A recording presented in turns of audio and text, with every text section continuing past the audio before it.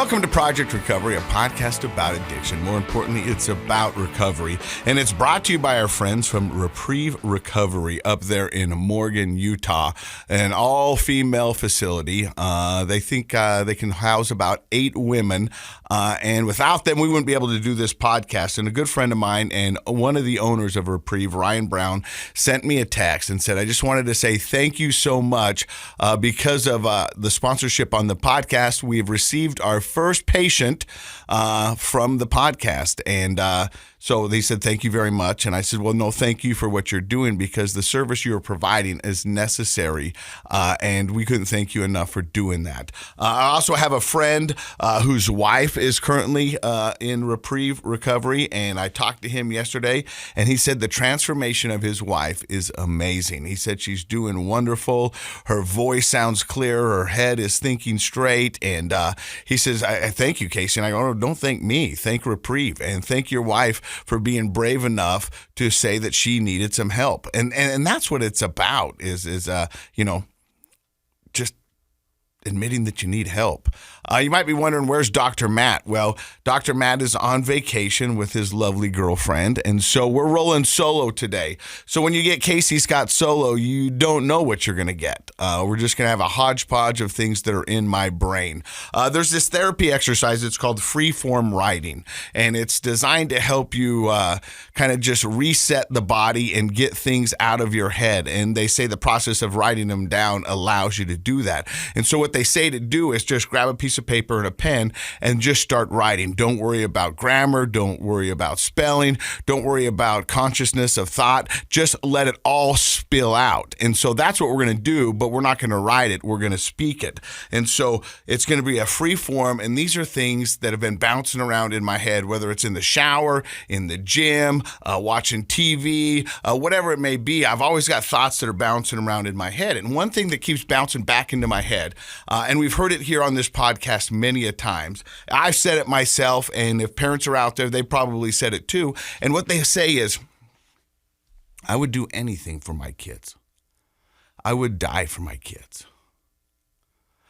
And I think that's a powerful statement. And I think most parents out there, when they say that, they believe it. But I want to ask you this. Would you live for your kids? Because that's what we're asking in this world is, and I think it's a great sentiment. I really do. It's like, I would die for my kids. But would you live for your kids? And when I say live, I mean, would you do what's necessary to be around for your kids? Because that's what your kids want. Your kids want you to be around. And now we're speaking in addict terms. So what I'm saying is, I know that I can't get sober for anybody else but myself. I know that in my recovery, and that's the reality. The only way that this works is if you get sober for yourself. But when you say, I would do anything for my kids, I would die for my kids. I know you believe that, and I know you mean that. But would you live? Would you do the hard stuff it takes to be around for your kids? That's the question. And you have moments every day to prove that to yourself. Are you going to make the good decisions when it comes to eating? Are you going to go to the gym? Are you going to get enough sleep? Are you going to see a therapist? Are you going to do all the things that's going to make you a better you for your kids? I'm 50 years old. Wow. That sucks to say, but it's true. I'm 50 years old, and I still need my parents. And there's a lot of people out there that for some reason or another might not have their parents around. But everybody needs that connection. They say the opposite of addiction isn't abstinence, it's connection. And it's that connection that we have with the loved ones surrounding us that makes this world so beautiful. To have that ride or die, to have that person in your corner that's going to be there for you. And so when I hear people say, I would do anything for my kids, I would die for them. I want you to reframe that and say, I would do anything for my kids. I will live for them. And that means making the good decisions. And life's all about decisions. And I I've said it before, I'm not a huge 12-step guy. I think it's a great program. I just don't think it's a fit for me. I use a lot of the practices that they talk about in my daily recovery, but the whole thing just doesn't make sense to me. But I've been to enough AA meetings to where people have stood up and said, I would not wish this disease upon my worst enemy, but I would not change it that I got it for anything in the world. And I still, if you've listened to this podcast, you know I still don't think this is the best thing that's ever happened to me. My sobriety is one of the best decisions I've ever made in my life. But my life is full of good decisions and bad decisions. And I think you need to have both to get you where you're going. My dad used to tell me all the time, he goes, Casey, you don't need to know what you want to be in life. You just got to know what you don't want to be in life. And in that way, it opens up the world to find out what you're into. And so if I'm looking back over my life, 50 years, if you will, I've had some really, really good decisions. Marrying my ex-wife and deciding to have 3 wonderful children with them was a good decision, and a decision I will never regret. Getting sober has been one of the best decisions I've ever done in my life because it's given me everything that I wanted and given me the opportunity to have and look for more. Meeting my girlfriend on a blind date was one of the best decisions I've ever made. She is an amazing person. A lot of people don't know about my girlfriend. We call her the lovely Leslie. She is an amazing person because she is my ride or die. When, like, little bro speech here, dudes just want to ride or die. And if you don't know what a ride or die is somebody that's going to be with you, where you just have to say, this is what we're doing, and they're going, okay. I first met Leslie, my girlfriend, who I've been with almost 6 years now, a month and a half before I got into recovery. When I met her, I was a full-blown alcoholic. And she didn't know. She knew I partied a lot, but we were in the infancy stages of dating, so that's what you do. She just thought every time she saw me, we were going out for a good time. And we were, but the good times were always going for me. But to be honest, they weren't really good times because I was going through a lot of stuff. But I met her a month and a half before I go into rehab. We went on a couple of dates. Everything was going wonderful. I really, really loved her and thought she was an amazing person. And one day, her phone stops ringing. And she starts getting phone calls from other people asking where I am and what happened. Because I got in an accident. I selfishly chose to drink and drive, caused an accident,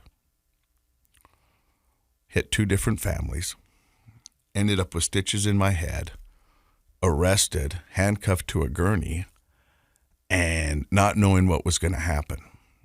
And this amazing lady was then dealt the cards of having to answer for me to her friends, to my family, to everybody who knew us. And when you get into the situation that I was, that's not good. Any normal person would have just cut bait and run. And I wouldn't have blamed her for it. I wouldn't have. But as we know, that night I decided to check myself into detox and then eventually get into recovery, where I spent 45 days. When you check yourself into detox, you're not allowed to use the phone. You are, but just to talk to family members and doctors and recovery and lawyers and cops, stuff that needs to be taken care of, not a girl you just met a month and a half prior. So for a whole week, I wasn't allowed to talk to her. And during that week is when my mug shot landed on every newspaper and every TV station in the state of Utah. So while I'm in detox, I decide I'm going into recovery. I talk to my mom, and I do all the stuff that needs to be done. End up on Pinnacle Recovery. That's where I end up going. And when you get into a recovery center for the first week, they give you what's called a blackout period. And a blackout period is for you to get acclimated into the house, to understand how it works, and kind of, get yourself going into the world of recovery. So you're not allowed to use the phone. They don't want you calling home because they don't want your emotions to play with you.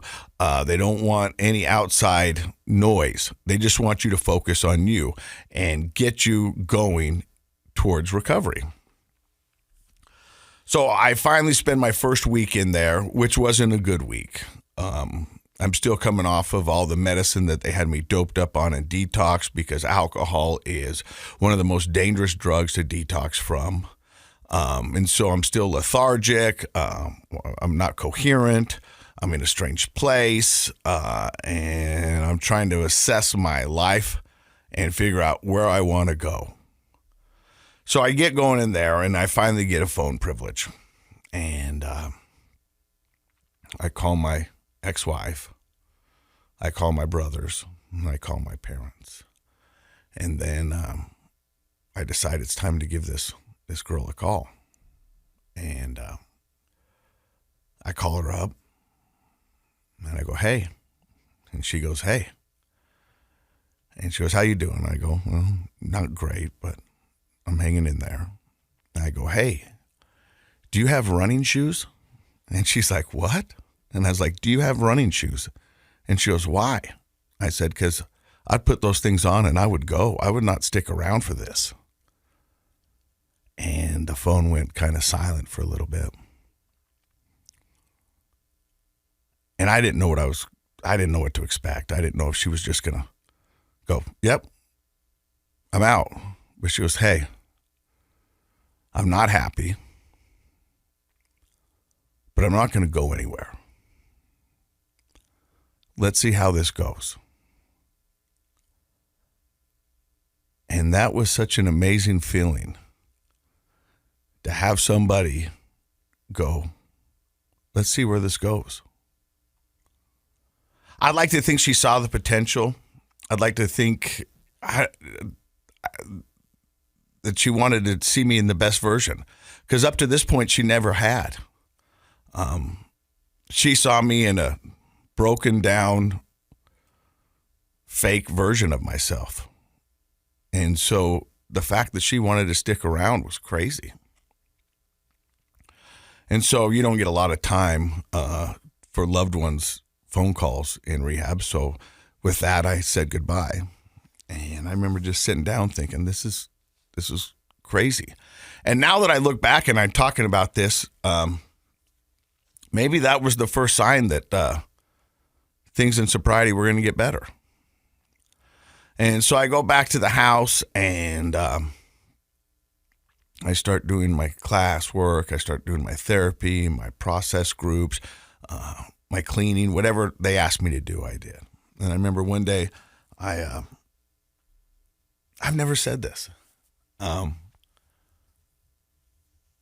go to my room, and on my bed is this wicker basket with a minky blanket in there, a pair of gray running shoes, some workout shorts, a shirt, and Cinnamon Jolly Ranchers. And it was a note that said, "You can do this. Love, Leslie."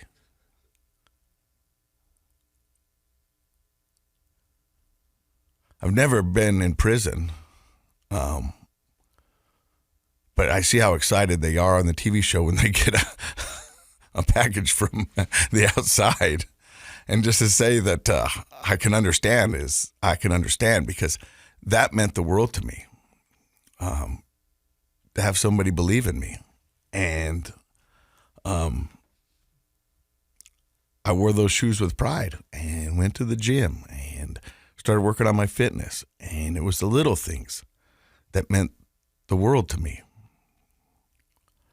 What's crazy is that I was driving down here and I wasn't even going to go down this alley, but that's what freeform thinking is. And I just wanted to let you guys know that a special someone out there can change your world, can believe in you, even if they don't know you all that well. Because been dating her a month and a half. We've been on 4 or 5 dates. And now she lives with me, and she's amazing to my kids. My ex-wife gets along with her. My family loves her. I love her kids. She's got 2 amazing kids who I spend as much time as I can with. And it's wonderful because recovery has given me so much. I don't want to go back to the dumb saying, but I'm going to. The easiest way for me to explain addiction and recovery is from a meme. And it said, I gave up everything for one thing. All I had to do was give up one thing to get everything. And my one thing was alcohol. I used to say I could do anything in this world as long as I had a beer in my hand. And I used to say that with pride. And I used to say it thinking I was being funny. I used to say it thinking I was being witty, not realizing what a sad statement that is.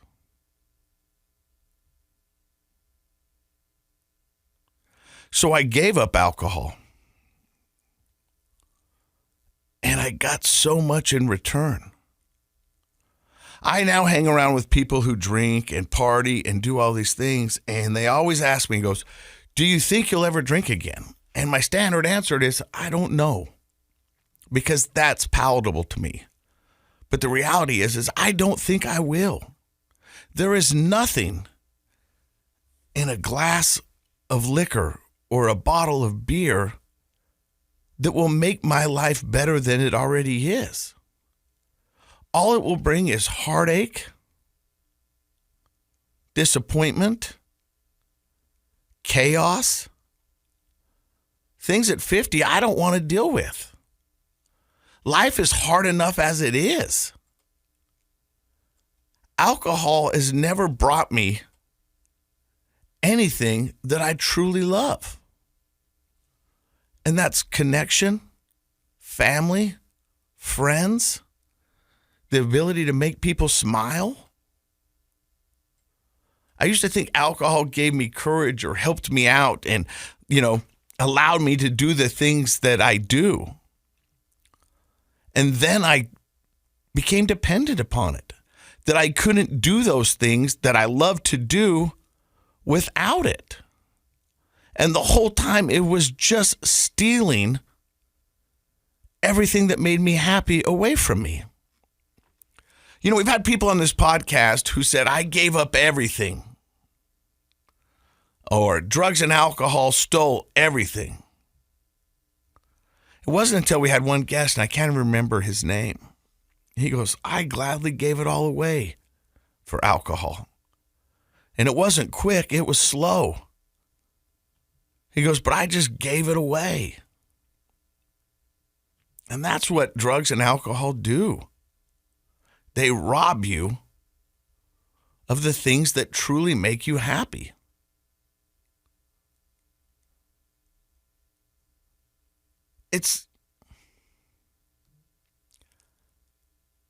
It's mind-boggling. It is. And look, I'm not negating other people's feelings and thoughts and why they got into it, because everybody's got a different story. But the reality is that nothing in that syringe, nothing in that bottle, nothing in that powder, nothing in that pill is going to make your life better. It's not how it works. The only thing that's going to make your life better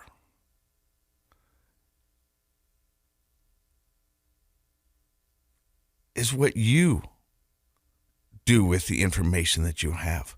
Find the things that make you happy. Find the things that fulfill your life. And I don't know what that is. But I don't think it's drugs, alcohol, pills, or powder. It could be a morning hike. It could be a perfect fishing spot. It could be hole number 1 at 7 o'clock in the morning with dew on the trees. It could be children laughter. It could be a good steak. But I have a hard time thinking it's a syringe full of liquid or a shot glass of whiskey. I know I probably sound like I'm on some kind of soapbox, and that's not my intention. Because I know life's hard, and I know it's ugly out there.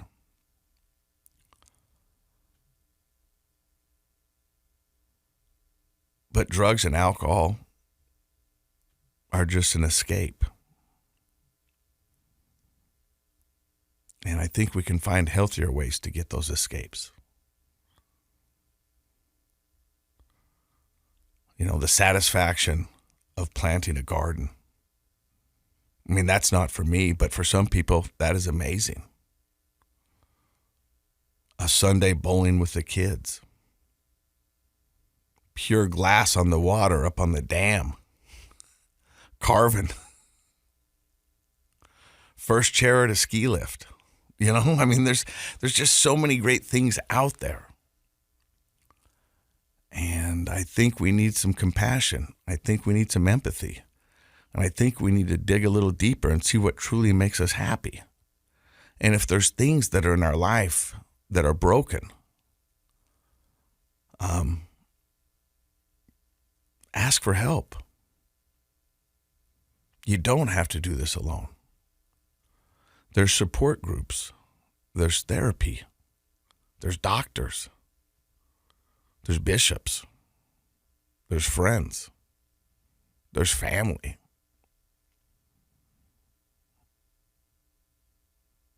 The hardest thing to do is to ask for help.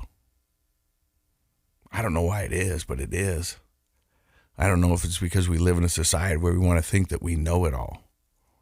But I'm 50 and I'm happy to tell you that I don't know anything.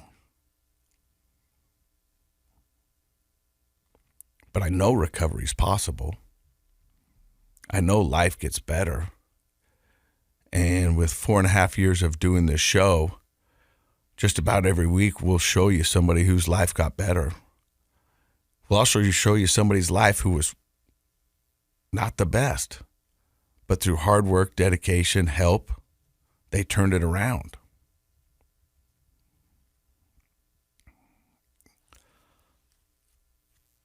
People always ask me, who listens to your podcast?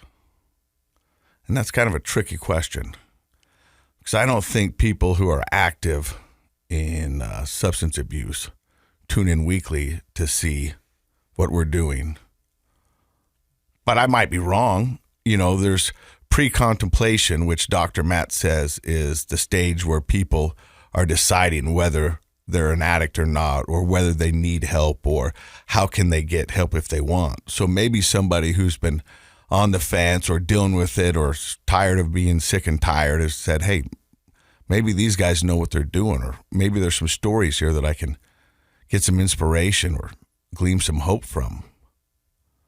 But I do know there's a lot of family members of addicts who listen to this podcast, who try to figure out what's going on with their loved one and how to better help, how to be there for them, what are boundaries, what do those look like, and what can I do? So for the addicts who are listening to this, take it from an addict. You can do this. And I'll tell you what I tell everybody else. It's not going to be easy, but it's going to be worth it. And I'd also ask you, is the life that you're living right now easy? And is it worth it? The answer is probably no. For the loved ones who are listening to this, boundaries. They're there to support you and to protect both of you, the addict and the loved one. Like we said earlier in the podcast, it's been a hodgepodge of stuff. An addict can't do it for anybody but himself. So we've got to figure out how we get that addict to wanting to do it for themselves. There's support groups for you out there. There's Al-Anon, which is an amazing organization that will give you a community of others going through similar situations as yourself. And there you might be able to find help, resources, conversation starters to get you through. Because what we found with addiction is it's a family disease. Most addicts will tell you, get off my back, I'm just doing this to myself. But that's just the addict speaking, because they don't realize what carnage and damage they're causing to their whole family, whether they're parents, siblings, or kids, because they're all going through it with you. So Al-Anon's a wonderful resource. It really is. And they can do wonderful things there. USARA is a great organization. If you have somebody who's contemplating treatment or trying to figure out what their next step is, USARA is amazing because it doesn't cost you anything and they just want to help you. So you call them up and you tell them your situation and they will figure out their best way to help you. Most local governments and local cities will have a human resource center where you can call and try to figure it out. The only thing that's not going to get you better is doing nothing. So do something. Wow, Josh, that was a lot. I was all over the place. And I just opened up my mind and my heart. And sometimes my mind gets in front of my mouth. And if I offended anybody or I said something that was out of context or I missed grammar or I didn't say the right words, I was just sharing what was going on with me. And I appreciate it. You will never know what this podcast means to me. I get people all the time saying, this is so wonderful you do it. And I love doing it. It is the highlight of my week. But you will never know what this podcast does for me. This was my step back into society. And this was a way that I could give back to a community who embraced me from the get-go, let me in, and gave me hope and a chance to regain my life. And so I will do this podcast as long as I can. And for as many people who will listen, I will be here and as authentic and as I can be. I love you. I mean it. Thanks for listening.